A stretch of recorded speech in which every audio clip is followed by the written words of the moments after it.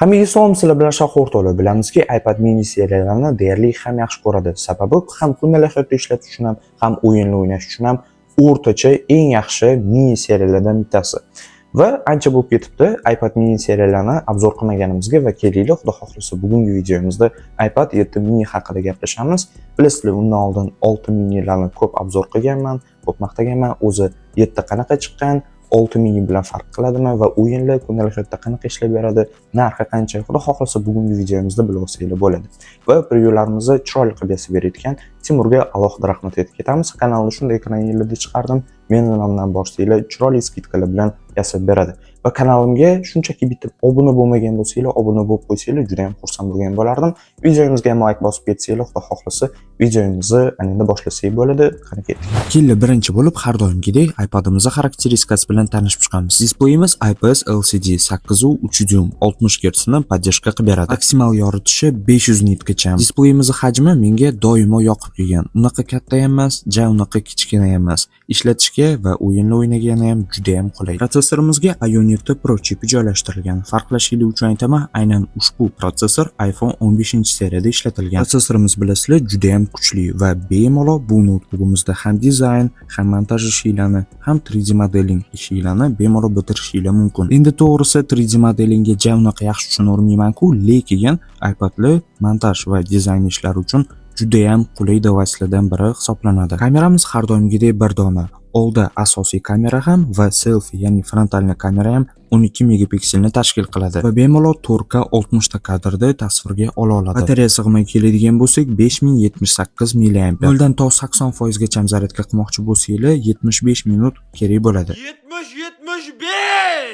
Bu albatta hazil, davom etamiz. Undan ko'ra sizlarga batareya testlarini aytib bersam, iPad'imizda shunchaki web surfing qiladigan bo'lsanglar 7 soatgacha, kino yoki bo'lmasam video tomosha qiladigan bo'lsanglar 10 soatdan 11 soatgacha batareyamiz yetib beradi. Shu tur o'yinlarda, ya'ni PUBG Mobile, Call of Duty Mobile va shunga o'xshash ko'plab o'yinlarda bemalol 5 soatdan 6 soatgacha batareyamiz yetib beradi. Albatta juda ham ko'pchilik qiziqadigan va so'raydigan narsa, ya'ni streamingga qanaqa. Avval ham aytganman va hozirgacha bemalol ayta olaman.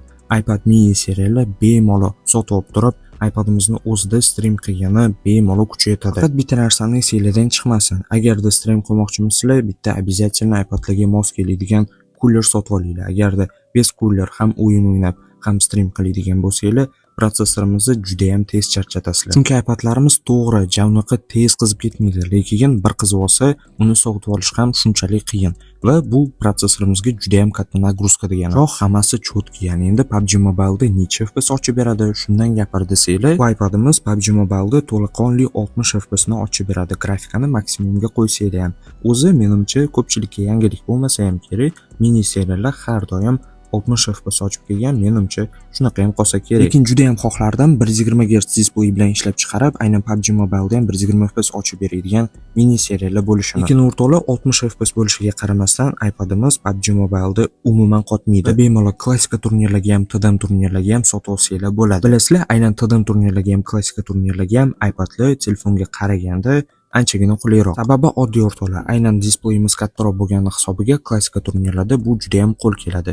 Obzor qanchalik katta bo'lsa, shunchalik protivniklarni ko'rish imkoniyatlari ko'p bo'ladi. Buni yaxshi bilasiz. Zajim ushlashingiz ham osonroq va yaxshiroq bo'ladi. TDM turnirlarda esa to'g'ri displey kattaligi unaqa muhim rol o'ynamaydi, lekin o'qlarni rega qilishi anchagina osonroq bo'ladi. O'rtoqlar, bu gapimdan telefonlarda zajim yoki o'qlarni rega qilishi kuchsizroq demoqchi emasman. Shunchaki hali bironta devayesga moslashmagan odamga bir marta iPad, bir marta telefonni tutqazib qo'ysanglar, baribir ham o'yini iPad'da yaxshiroq chiqadi. Va ba'zida shunaqa savol berib qolishadi, "Ashoq, iPad'li TDM turnirlarda ham, klassika turnirlarda ham taqiqlanmaganmi?" To'g'ri o'rtoqlar, taqiqlangan, lekin ofitsial klassika yoki TDM turnirlarda asli qatnashadigan o'zimizning mahalliy TDM yoki klassika turnirlarda bu umuman taqiqlanmagan va ko'pchilik ham tekshirib o'tirmaydi. Shuning uchun o'rtoqlar, bu iPad'imizni bemalol ham klassika turnirga, ham TDM turnirlarga ham, kundalik hayotda ishlatgani ham va albatta o'zingizlarning ishingizga, ya'ni grafik dizaynerligiga, montajyor va 3D modelingda ishlaydigan bo'lsanglar, juda ham qulay va arzon o'rtacha budjetdagi iPadlardan biri sanaladi. Xo'sh, va nihoyat narxiga keladigan bo'lsak, iPadimizni agarda ishlatilgan holatini sotmoqchi bo'lsanglar, bemalol hozirgi kunda bozor narxida 1,5 million so'mdan 5 million so'm atrofigacha topsanglar bo'ladi. Yangi korobka holatdagilari bo'lsa 6 milliondan 6,5 million so'mgacha. Albatta narxlari pamchiga qarab o'zgarib boradi. O'zi iPadimizni 8 ga 128 talik, 256 talik va 512 talik versiyalari mavjud. Shu bilan o'rtoqlar, bugungi videomiz ham oxiriga yetib keldik. Agarda videom sizlarga yoqqan bo'lsa va manfaatli bo'lgan bo'lsa, men o'zimni maqsadimga erishdim. Har doimgidek o'zingizlarni ehtiyot qilinglar, joningiz sog' bo'lsin. Hech qachon harakatdan to'xtamanglar. Xudo xohlasa, keyingi videolarimizda ham shunaqa obzorlar qilib gaplashib o'tirish nasib qilsin. Hammaga rahmat.